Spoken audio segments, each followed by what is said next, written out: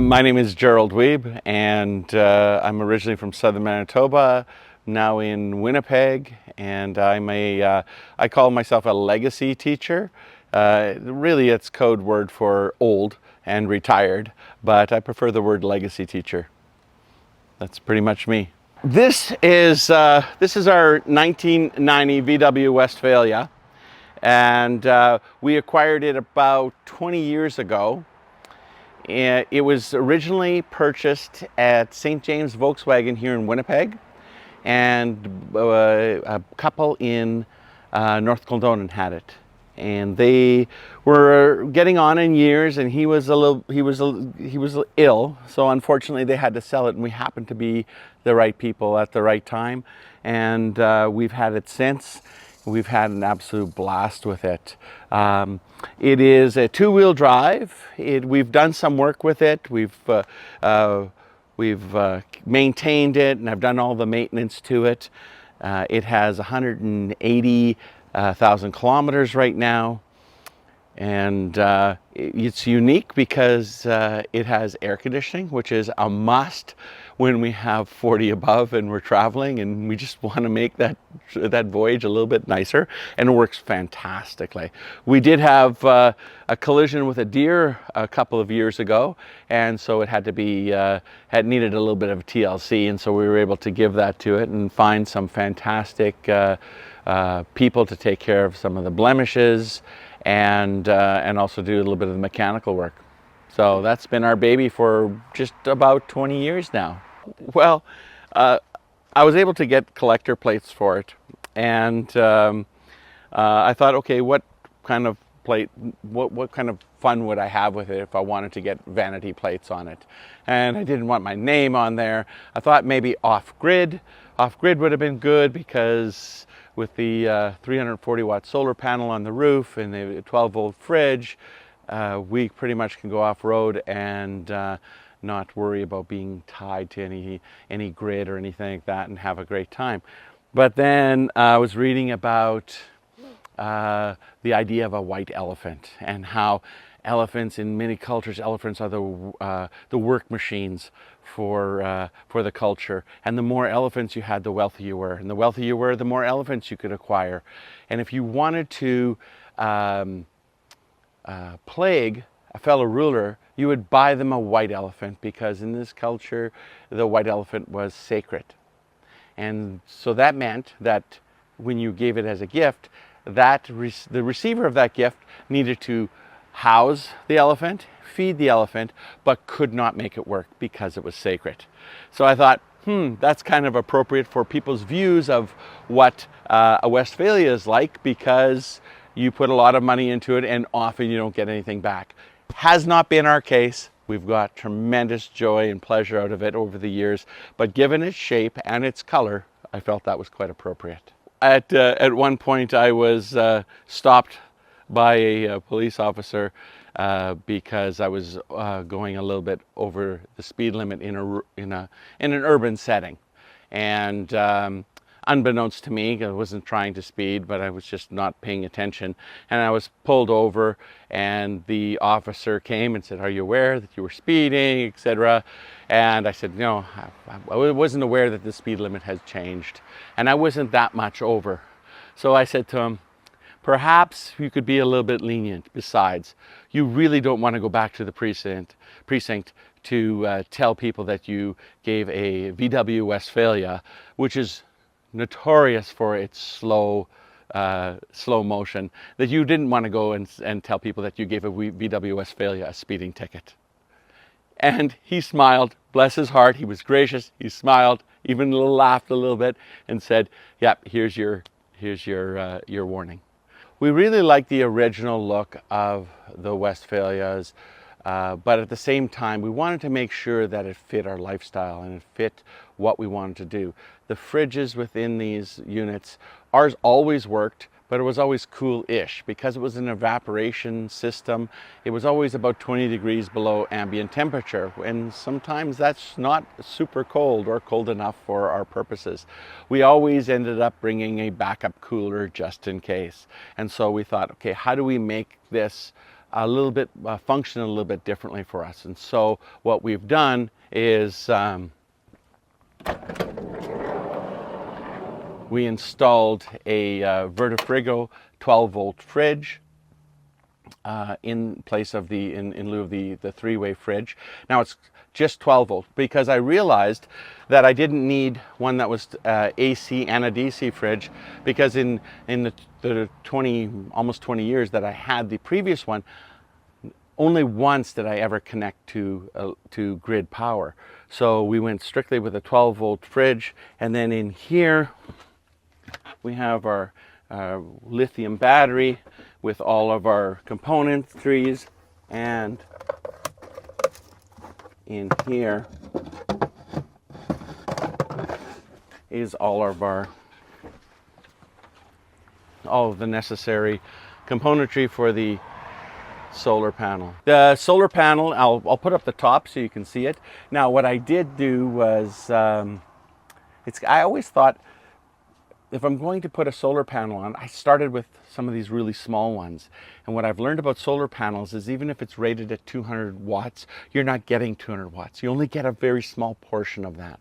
So I thought, okay, so why would we go, if I need 200 watts, then let's go a little bit bigger. If I needed 100 watts, let's go a little bit bigger. And so I connected here with a company that is just a couple blocks away and spoke to them about what their offerings were. And they had this solar panel, 340 watt solar panel that fit in very nicely with the top of the roof. I added some assist struts to the top so that both myself or my wife can lift up the top without any difficulties. And I'll pop the top. See, the solar assists even allow me to be able to just keep it even halfway up. And there we go. And so if we go in through the back, you'll be able to see the solar panels. Solar panel. When we've gone camping, there are people that have solar panels and they have a less wattage of solar panels, and they're constantly moving it so that they can capture the right angle, so they can maximize its potential. That was another reason why I went for a larger solar panel, just because now I don't have to worry about how I park, where it's faced, etc. Because even now, and you can see it's collecting energy right now, even when it's you can see it's in shade, and it's also facing away. And through this app I can see that I'm right now, even right now, it's collecting 3 or 4 watts right now, 5 watts, 6 watts, and it's not even, I'm parked in the shade. So that's another reason why I went a little bit oversized. We wanted to keep the original feel to it, but there were certain things, and they did many things wonderfully and super well. There were just certain things that just didn't quite work out well for us, and so we made some changes to that. So we've just gone canoeing, and so I throw a canoe on the top there, so our stuff is still in there, but revamped it a little bit for tools here. There's a company called Vangaroo that this was a panel. This was a vinyl panel with some cardboard on it, and they make pouches that you can go in there. So I've got the screens for the back or in the side. I've got my Bentley, which is the repair manual, which you really need when you have one of these. Hopefully you don't use it, but it's the insurance and other various things that are stored in there. What do I want to change? What do I want to improve? Well, I did do this year, and I'll see if I can give you a quick peek. It will be very difficult because I wasn't thinking I'd get into this, but underneath here you can see the white piping in there. That is called blaze cut. And so what's happened, we were quite surprised when we went to Yellowstone this last year. We saw very few of these on the road. They're getting older. As I talk to other people about them, they're saying they're becoming more scarce simply because the age of them, people are less reliant. There's less people that understand how to work on them because they are sort of a unique beast. But the other thing is, one of the things that's getting the Westfalias is they're bursting into flames. Gas tank is up front. Fuel pump is in the middle of the vehicle underneath the sliding door, and fuel injection in the back. And so that's high pressure. And these fuel lines are 30, 40 years old. They're becoming weak. And so you're driving down the highway and you've sprung a leak. You may not notice it, but with all that heat, there can be a fire. And so I put the blaze cut in. I replaced all my fuel lines and put the blaze cut in just as a added security. I'm hoping I'll never have to use it. So as far as future things to do on it, the canvas is in really good shape, has some markings on it, but I would love the new canvas that's available. Has 3 windows on it, so this one has a front window, but the new canvases have a window on either side, a triangular window on either side, just to increase airflow. That would be fantastic. So that would help for summer. One of the things we didn't talk about is inside, underneath the fridge. I know it seems like a weird place, but because I was no longer using the propane for the fridge, I rerouted the propane to a Propex heater. The fan for the heater is run off of the solar power, and the fuel is the propane. So that's been fantastic. When we were in Yellowstone, it was 4 degrees at night. We were camping beside snow, and we were incredibly toasty in here. Especially because we were retired, we wanted to make sure that we could maximize the use of the shoulder seasons, spring, early spring, and fall. All right, the green one. This little gem, is a 1977 Triumph Spitfire. This was originally purchased, again, here in Winnipeg by a legendary musician from Winnipeg named Wally Larson, and he purchased it new in 1977 from motor sales from a sales rep named Bill Brown. Coincidentally, I knew Bill Brown. I knew his son, and I knew Bill. Bill's now passed away. And Wally bought this as his very, very first car in 1977. He's owned it ever since. About 2 years ago, Wally's life changed, and he's so busy creating music and traveling the world and spending time down south with his craft that he realized that the vehicle was not getting the use that it needed in order to be maintained. And I've known Wally for probably 25 years now, and worked with him on a variety of different projects around his cottage and those type of things. And so he asked if I was interested in the vehicle. And at first I thought, I hadn't even thought about purchasing a vehicle like this. But I thought, okay, you're needing to go back south because it's fall and you need a place for it. I'll help you move the vehicle.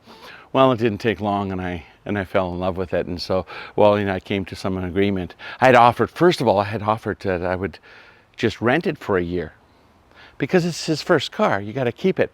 And he said, nope. He says he was done with it. He had a great time. He loved the vehicle, and he wanted to see it continue to be valued and appreciated and enjoyed, and which we absolutely have for the last 2 years. There are things that Wally's have left here that I will not remove, simply because that's an important part of the history of this car. And so the things I always tell people, it's 20 foot pretty, kind of like me. This one, what I've decided to do when I got it was to get it safetied. So it required a little bit more energy than what I had expected. And it was absolutely fine. Everything worked out great with it. I was a little nervous about it at first, simply because it was a brand new vehicle. I hadn't sought it out, and so it took me a little while. Wally was very gracious with me as I was having a breakdown, a nervous breakdown about how I'm going to put it together and be able to get it safetied. But it's safety now. I've decided I would drive it for 2 years, get to know what it's like, and then make changes to it as it was needed. And right now, we've just been having so much fun driving it. There are things that I would like to do. So I do have a carpet set that's been ordered. So to fix up the interior a little bit, the rear bearings on both sides, and the U-joints. I have those parts. If I have time next week, I'll take that apart, investigate that, and change that. I'm hearing a little bit of noise coming from there. But other than that, we really just plan to be driving it and enjoying it. And you can't help but smile when you see it. Maybe it's because there's a big guy in this little vehicle. Maybe that's it. But so many people have commented on it. The reaction on the street is people smile. They see it, they smile. Maybe it's because there's this big guy in there. I don't know. But they smile. They give it a thumbs up. They comment on the color. This is a not rare is too strong of a word, but it's a less popular color. It's called Java Green. And you don't see very many of them. If you check social media, you will see a few of them. But I think that the reaction from people has been fantastic. There is a British car club here in Manitoba, which I joined, and fantastic people in there. So much knowledge. If I have a question and I can't find the answer, I want to have a face-to-face with someone, then I'll post that to the group, and invariably someone has had some experience with that and is totally willing to share. So it's nice to have that community group. I call it the Spitfire, but my grandchildren call it the frog car. They refuse to call it the Spitfire. They say it's the frog car. So we just go with that. The frog Spitfire, yeah, the frog car. And if you find one with some solid bones, you know a little bit about the history of this car, of the car that you're purchasing. That is helpful. Go slow, but I think the most important thing is to find something that you can have fun along the way. This is, again, it needs some TLC in a variety of different locations, but at the same time, I just drove it today. It's my daily driver in summertime. I have a beautiful truck that I could drive, but in summertime, if it's a beautiful day, this is my daily driver. So if you're planning to restore one, if you can find one that you can get on the road even before it's perfect or before it's where you want it to be, but you can get it on the road safely, that way you can enjoy it and have fun with it, and that makes the restoration just all that much more sweet.